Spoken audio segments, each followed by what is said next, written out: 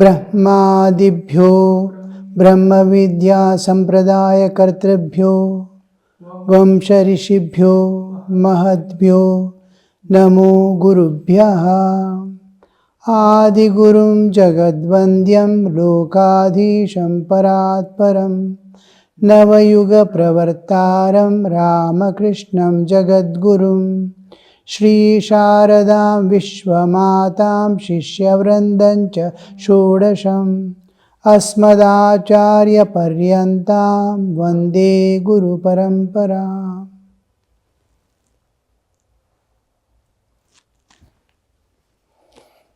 Yes, we were contemplating on mumukshutva, and then we came to the pramata. After all the four, acquiring all the four qualifications necessary for entering into the Advaitic knowledge, what we call enquiry into reality, that is Satyanveshana. When he enters into Satyanveshana, he is qualified to enter into the Satyanveshana. What is truth? Because he has renounced everything mentally. Iha Amutra and Nitya Nityavastu is very clear. This is Anitya, I don't want. This is Nitya, I want. So clear like daylight, he is able to see the whole world Nitya and Anitya. And he is endowed with other requirements, including the intense longing to get released from this world. And he is called Pramata. We saw in the last class the Pramata, one who is daring to measure God. He wants to know what God is, how is He, where is He. He is ready to pay all the prices that he has to pay. So that it's continuing, Shanto Danta. These are the scriptural sayings. One who has acquired Shanta, Danta, the self-control, the mind under control, senses under control. He is able to bear all pains and sufferings joyfully. Titiksha. Titiksha is not forceful suffering bearing. Now people who get diseases, they bear weeping. No, these people bear joyfully for love of God. He wants to transcend and go beyond.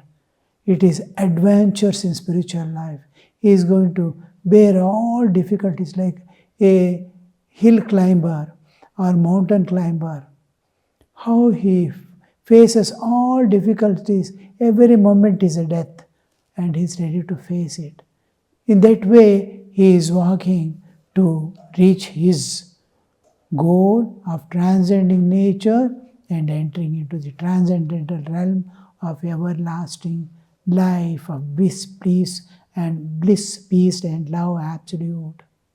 So that person, how it would be, now he is giving how one of the examples from the Upadesha Sahasri, the author is quoting Sadananda. He is a sannyasi of great order. We have heard and read about him, known about him, discussed about him in the beginning of the classes. Prashanta chittaya jitendriyaya cha prahina doshaya yathokta karine gunanvitaya anugataya sarvada pradeyametat satatam mumukshave. A mumukshu who comes, who is ready to, now, however great a sadhaka be, however equipped be he with all the knowledge that he needs to cross over and all qualifications he has, with all that qualification, he needs a guru. Because it is unknown world. It's something like swimming. I have studied everything regarding swimming, how to enter into the water, how to push the water behind, how to kick the water, how to float in water, everything, the forces which we require, everything I have studied, and someone must be there to take me into the water and make me swim. Otherwise, I'll be drowned. With all my knowledge and learning, it's a different world. So here also, we see we need a guru with all qualification required and equipped with all the necessary qualities. He needs a guru. And when he goes to guru, and guru has to give the Upadesha, one of the shlokas say, it has to be given to him. He's a mumukshu. And what are other qualities he's depicting? Prashanta chittaya. Mind is tranquil. There is a difference between calmness of mind and tranquility. Mind being calm is when all the problems are there and I have suppressed them or overpowered them and I am remaining, or I am neglecting them, overlooking them, or avoiding them, and I have got calmness. Tranquility is entirely different. Calmness of mind, tranquility. Tranquility is in no inner disturbances. He is not affected by anything. Great calamities come, he is not affected. His mind is tranquil. Shanta chitta, here prashanta chitta. Especially Shanta and Prashanta, there is lot of difference when we come to the actuality that we pass through. Because Prashanta is tranquility, Shanta is calmness. Calmness is something I am avoiding or hiding. The internal problems are as they are. Here, if he exposes, they affect him. Here, if he exposes also, he is not affected by them. That is tranquility. That one who has acquired the tranquility is able to enter inside. Three things I usually say shakes the man. One is situations of life, people around, and then bodily conditions. These three is not affecting him. So he is tranquil, prashanta chittaya. Jitendriya, he has conquered the senses. Senses do not demand. I want that, I want this. Wherever, if you take children with you, you will see everywhere, whatever they see, a doll, an eatables, chocolates, shop, they pull the parents. Whatever they see, they want. He doesn't want anything.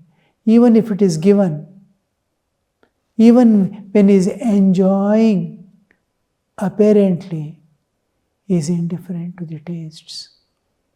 He is not enjoying at all. He is feeding. Like that, he is Jitendriya. When Chaitanya Mahaprabhu goes to his Guru to test his Jitendriyatva, conquest of the senses, he asks him to stretch his tongue out. On that, Guru puts sugar powder, sugar, and then waits for a few minutes. And then he, with air, blowing the air, not even a single grain will remain on the tongue. Tongue has not watered, nor it is dissolved, nor it is sticky. It is as dry as. Like that, Jitendriya.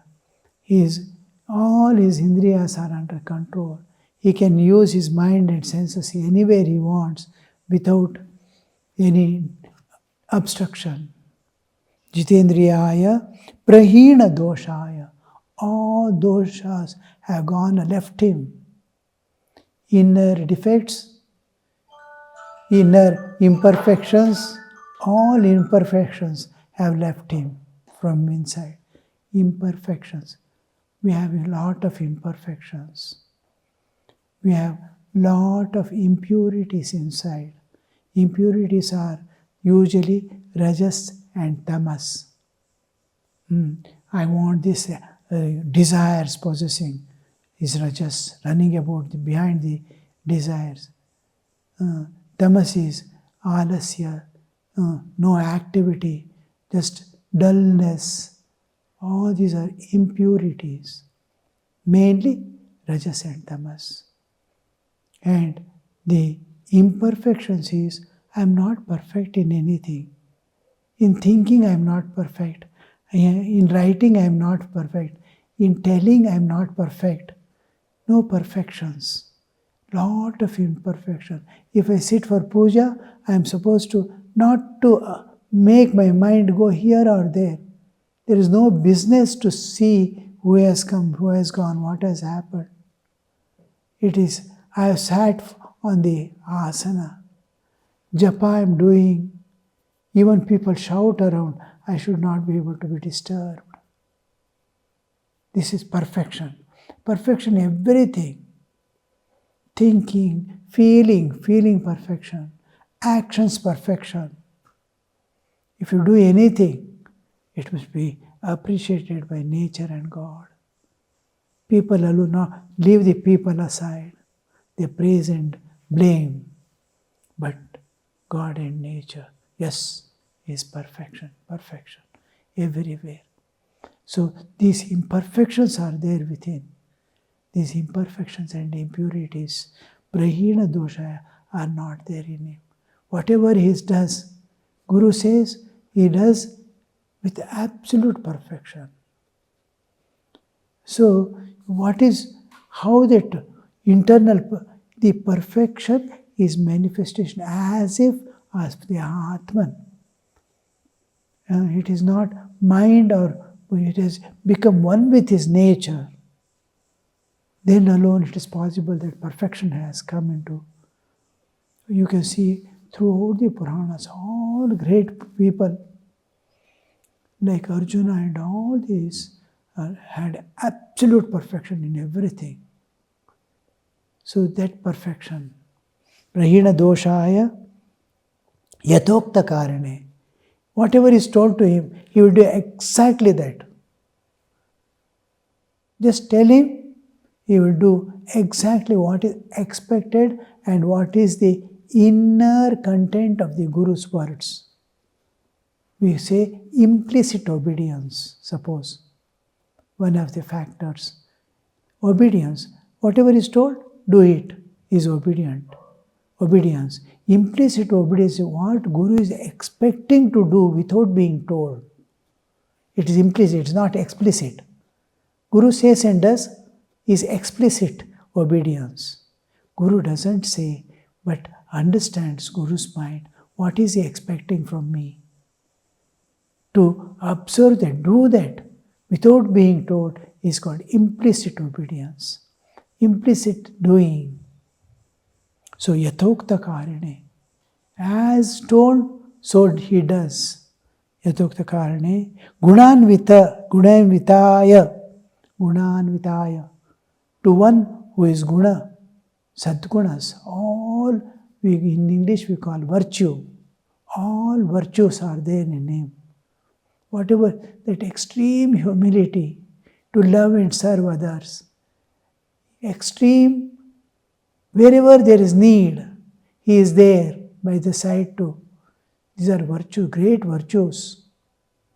And to be helpful to others, it is something like every breath is given for others and for God, nothing for himself. That am I giving all to others, what all I possess, my mind, my intellect, my efforts, my strength, wherever it is needed, I am ready. And then the gunas, you see, gunanvitaya. And anybody can utilize me for anything, anytime. Because when he has got all the virtues, God and nature protect him.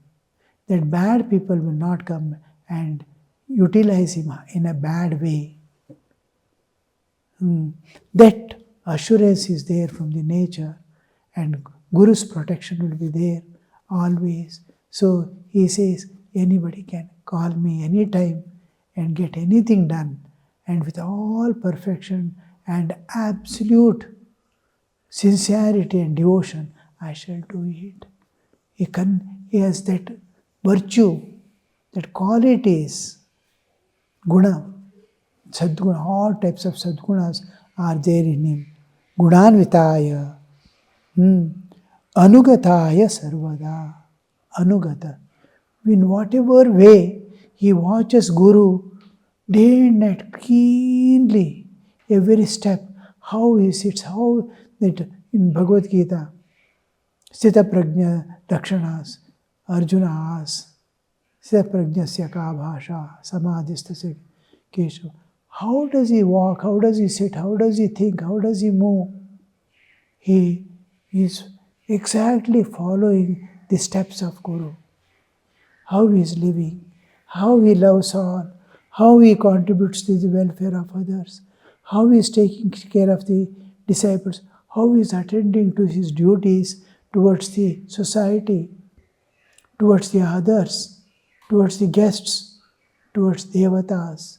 All whatever he does, Guru is hero towards himself and whole towards others and nature.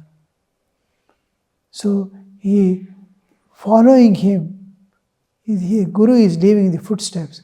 He says, watch me day and night and follow me, like Sri Ramakrishna. You have like coin exchangers. Watch me day and night and follow me. That following, closely following how the Guru led his life, how he dedicated, how sincerely he struggled, all that. He hears from others, he sees it practically, and then follows it.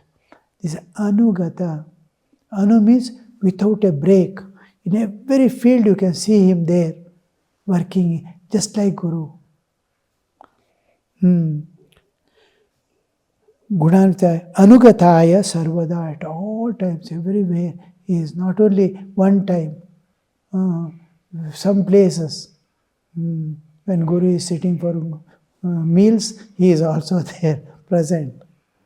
When Guru is working, he is hiding somewhere. No, sarvada, at all times, everywhere, in every field of activities. In every field means spiritual field is there, religious field is there. In every field, he follows the Guru closely, closely. Anugata, anugataya sarvada. Pradeyametat, pradeyametat. It has to be given. It is an imperative.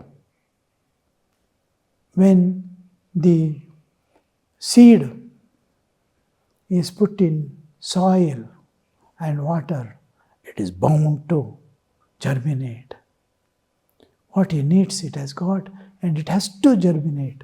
It is bound to germinate. Like that, when such a mumukshu comes, it has to be given. Prademeta satatam. Just like he is following Anugata, Guru has the responsibility to satatam, constantly. As he is following constantly, Guru has to constantly supply all his needs, intellectual needs, social, physical need, spiritual needs, psychic needs. All these needs are fulfilled by the Guru. Pradeyameta satatam mumukshave, because he is one who is longing for release, and it has to be given. Because he has given himself totally, unconditionally to the spiritual practices, and Guru also gives unconditionally everything. And what he expects is doing wholeheartedly. So it is Guru's responsibility to give whatever is necessary without being asked. Om Shanti Shanti Shanti Hari Om Tat Sat Shri Ramakrishna Arpanamastu.